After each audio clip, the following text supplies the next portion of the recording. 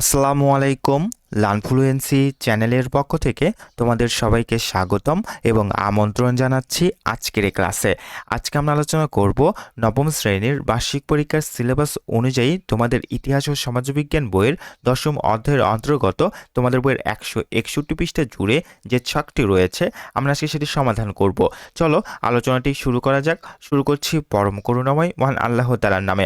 দেখো তোমরা তোমাদের বইয়ের 161 পৃষ্ঠা দেখতে পারবে। দলগত কাজের 2 এর অংশ এখানে বলতেছে, এখন আমরা দলগতভাবে নিজ এলাকার অর্থনৈতিক সমস্যাগুলোর কোনটি ব্যষ্টিক ও কোনটি সামষ্টিক অর্থনীতির অন্তর্ভুক্ত তা নির্ণয় করি। তোমাকে এখানে ব্যষ্টিক অর্থনীতির দিকগুলো তুলে ধরতে হবে এবং এখানে সামষ্টিক অর্থনীতির দিকগুলোই তুলে ধরতে হবে। দেখো উক্ত ছকের সমস্যাটি আমরা ইতিমধ্যে সমাধান করে রেখেছি। এই ছকটি তোমাদের আসছে বার্ষিক পরীক্ষার জন্য খুবই গুরুত্বপূর্ণ, একই সাথে বইয়ের ছক পূরণের জন্য গুরুত্বপূর্ণ।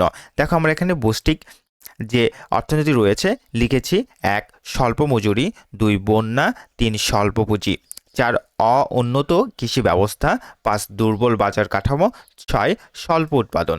এবং সামষ্টিক অর্থনীতির ক্ষেত্রে লিখেছি বেকারত্ব, মূল্যস্ফীতি, আয় বৈষম্য, সম্পদের অসম বন্টন, ক্ষুদ্র কুটির শিল্পের স্বল্পতা, শিল্পের অনগ্রসরতা। এই ছিল তোমাদের জন্য মূলত আজকের এই আলোচনা। ভিডিওটি ভালো লেগে থাকলে লাইক করবে এবং অবশ্যই লার্নফ্লুয়েন্সি চ্যানেলটিকে সাবস্ক্রাইব করবে। এর পরের ভিডিওগুলো আমরা খুব শীঘ্রই লার্নফ্লুয়েন্সি চ্যানেলে আপলোড করে ফেলবো ইনশাল্লাহ। ভালো থেকো, সুস্থ থেকো।